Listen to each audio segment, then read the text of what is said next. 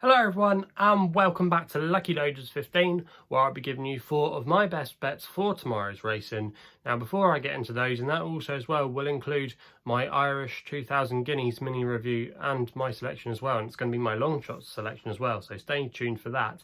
But before we get into those, just want to recap quickly on how today's selections ran. It all started with rain of Castamere at Beverley. That was quite disappointing in the end, even though there was a couple of non-runners.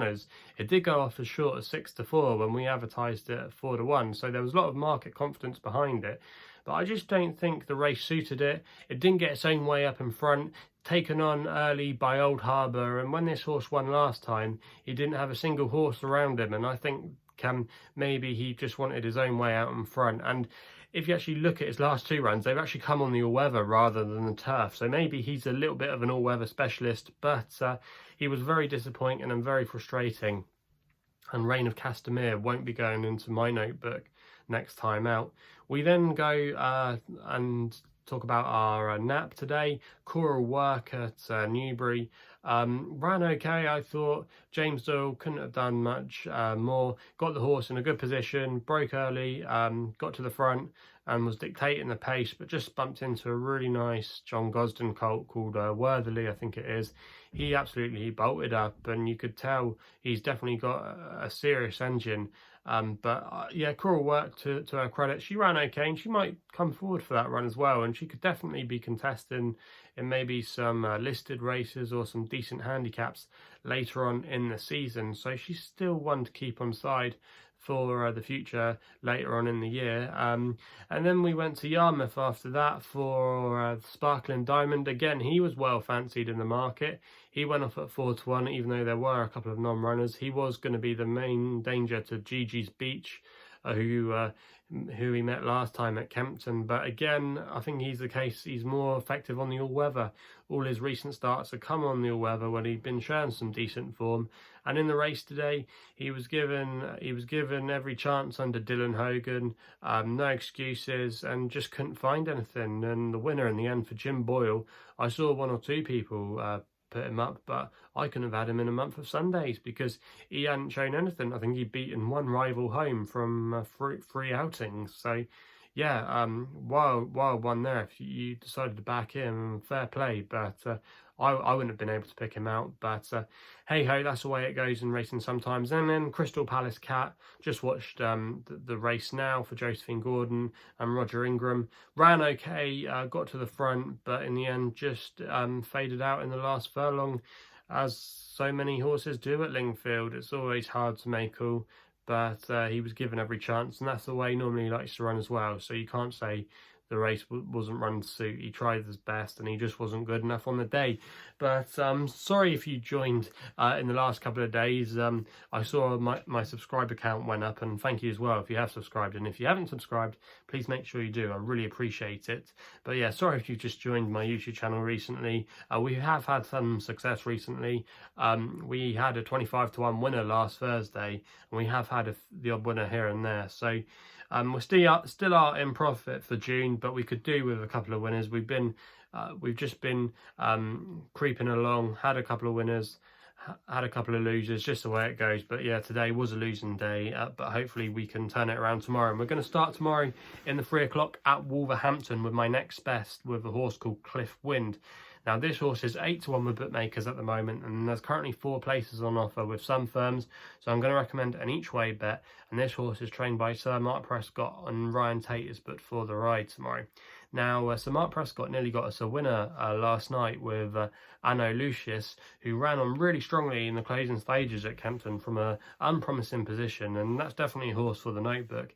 And his horses are just starting to run well now, and when he gets on a roll, they really do get on the roll. And this is the typical Sir Mark Prescott horse.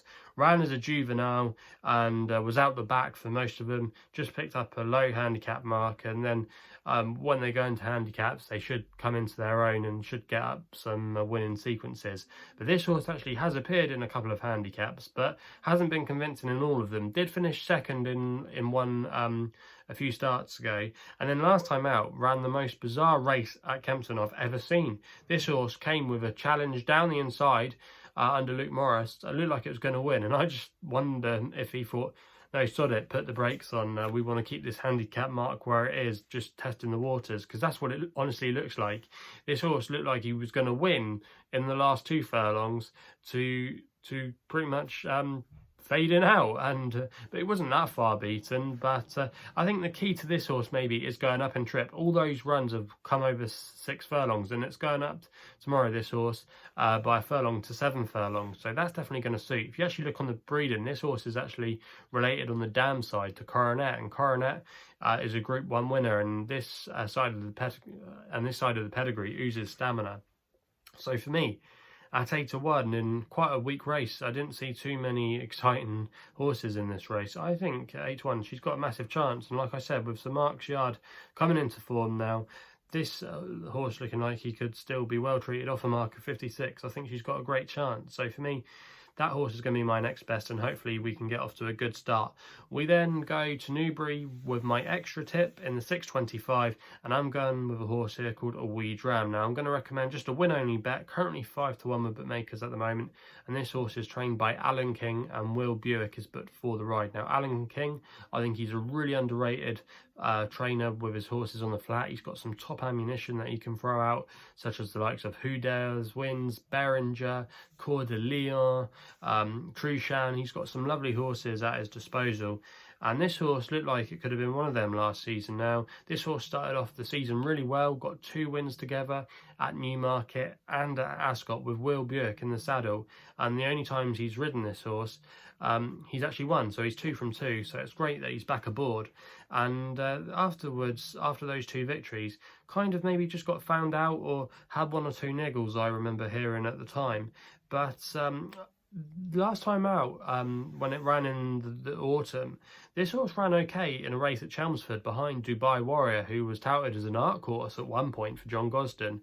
And in that race there was rivals about £15 better than it, and it gave a good account of itself, despite being beaten into 4th place. But like I said, it was against some nice types, and they were rated about £15 higher. Now this horse now is going to be off a mark of 86, and I think that looks fair and very workable, and we know he can go well fresh. So at 5-1 with some firms, he was 7-8-1 earlier, but at the time of recording he's still 5-1. I think that's good value, and the favourite is a horse of George Scott's called Mole Davis, and Mole Davis was well fancied at Newcastle the other week, and Hayley Turner was aboard that day, and was the eye catcher of the race, and came from a mile back. She's undoubtedly a talented horse, could be black type material, but she does often frustrate more than she delights. And yeah, I think she's very vulnerable at the prices, and I think this horse will come in for a lot of support tomorrow. I wouldn't be at all surprised if he went off maybe 11-4, 3-1. I think there could be a lot of money down for him. And for me, I think he's well handicapped still, and at 5-1 I'm willing to tip him up as my extra bet, but as a win bet only. We then go to the Irish 2000 Guineas in the 6.40 at the Curragh, and I'm going to go with this horse as my long shot tomorrow, and I don't think it should be this price at all. I think it's crazy, and that is Free Solo, currently at 20-1, and there are 4 places on offer with a couple of firms. This horse is trained by Jessica Harrington, and Shane Foley is booked for the ride. Now both have started the season really well over in Ireland. They're operating at a 26% strike rate at the moment, and this horse is in the colours of the Niarchos family, who Jessica Harrington had success with when she won the Irish 1000 Guineas with Alpha Centauri, who was a superstar filly for her, and she won that race that day at 12-1, and I just think this is a bit of a similar horse. Now, if you go back through this horse's form, he won at Leopardstown last time out, the only time, or the one of only 2 times we've seen him, and that was in the summer last year at Leopardstown, and he bolted up by 4 lengths, making all from the front that day. And if you, I would recommend anyone to go back and watch that replay. He was doing all his best work at the end. Now he's by showcasing out of a Galileo mare, and I think a mile is definitely a good trip for him, even maybe a mile and 2. I think he looks like he could be a top class colt, and he's not to be underestimated. And the form has worked out okay, because the 2nd place horse was a horse called Cormorant, and he went on to win the Derrinstown Stakes, which is the Derby trial over in Ireland earlier in the week for Aidan O'Brien. So the form was looking quite good, and I just think this horse, even though yes he's got a lot to find on official ratings, he's very well priced, and for me, at 20 to 1, I think that's a massive value. I'm really sweet on his chances tomorrow, and the Arcos colours are always to be well followed. And the fact that Jessica Harrington's done well in the past, she knows what she's doing, she's in great form at the moment. This horse ran very well last time, bolted up, form's okay. I think it's got a massive chance. Now, Siskin, I know, will have his fan club unbeaten so far, but I think he's more effective over shorter, over 6, 7 furlongs. I think that'll be his gravy. But over a mile, I don't think he'll get it, especially on a stiff mile like the Curragh. Siskin, he was very progressive last season as a 2-year-old, but a lot of these 2-year-olds, like we saw with Pinatubo, they don't always translate that form as a 3-year-old. And when he came over to Newmarket, you might remember he played up in the stalls when he was going for the Middle Park, when he was going to take on Mum's Tipple and Earthlight. So I definitely would like to swerve Siskin. I think I would be against him, even though Joe Lyons' horses have been running okay. And then you've got the Aidan O'Brien battalions. Who knows how good they are? To be honest, I don't think most of them that good. Armory, I'm not convinced by him at all. I thought he was really disappointing, and he didn't live up to the expectations I had for him.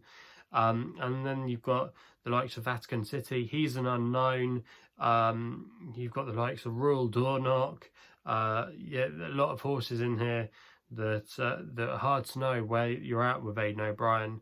And I'm just going to take a chance that they're not any good, because I honestly don't think a lot of his 3-year-old colts from last season were that good. Maybe Mogul could be a good horse this year. I've heard some good vibes about him. But yeah, I honestly think it's quite a weak renewal of the Irish 2000 Guineas. And this is kind of like the second string bunch of Aidan O'Brien, and I don't think they're up to much. And the fact that Free Solo is from an informed trainer, won very well last time out, kept fresh to be a 3-year-old, speaks a lot, I think. And if this horse gets to the front, you know it's going to be hitting that line strongly, and 20 to 1 looks a great price for me, and that's why it's going to be my long shot. But I nearly napped this. I'm really sweet on his chances tomorrow, so that's going to be my long shot for tomorrow, and hopefully we can have another big price long shot winner. We then end off with my nap, which runs in the last race of the day in the 9 o'clock at Newbury, with a horse called Jacksonian, currently 6 to 5. I know this isn't a great value and it's not original, but I just think it's got a solid chance tomorrow for Rafe Beckett and Harry Bentley. Rafe Beckett stable have really picked up in the last week. They're operating at a 26% strike rate, and this horse, look back through its form, it's by Frankel, and it's only run once when it finished second behind Military March, who could be a Derby contender. He ran a respectable race to finish 4th in the 2000 Guineas for Saeed bin Surah, and the form of that race is really rock solid. It's worked out well because the 3rd and the 4th place horses have come out and won since, so that's definitely a good indication, and they were from good yards as well.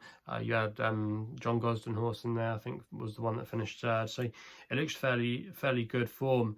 And even though there's 1 or 2 nice types in here, some of them are going to be having to carry a penalty, and Jacksonian therefore is going to be getting around about £7 from some of his rivals, and going up in trip to a mile and a quarter shouldn't be an issue as well. On the breeding, especially on the dam side of his pedigree, there's a lot of stamina, and Frankel as well, himself, he probably would have got 10 furlongs, or he would have got 10 furlongs if he'd been allowed to run over it in his career instead of being kept to the mile. But yeah, I think this horse tomorrow's got a very good chance of breaking his maiden to get the second time of asking, and at 6 to 5, I think that represents value, and I could see him going off maybe as short as 8 to 11 tomorrow. So if you can still get the 6 to 5, I think that's a good nap bet, and that's going to end off proceedings for tomorrow's racing. So we'll just do a quick recap. In the 3 o'clock at Wolves, my next best, Cliffwind, 8 to 1 each way, 4 places. We then go my extra bet in the 6.25 at Newbury, Aweedram at 5 to 1. We then go to the Curragh for the Irish 2000 Guineas, my long shot bet, Free Solo, 20 to 1 each way with 4 places. And then in the 9 o'clock at Newbury, my nap, Jacksonian, currently 6 to 5, and hopefully that will end things off on what will hopefully be a good day for us tomorrow. So that's all I've got to say about that. If you haven't done so already, please subscribe for more videos here on my YouTube channel at LuckyLoaders15. You can follow me on social media as well, using my handle on Twitter at LuckyLoaders15. I'm also as well available to check out my website, which is www.chrisloaderracing.co.uk. Please game responsibly. Hopefully we can have some winners tomorrow, and we'll be seeing you soon. you.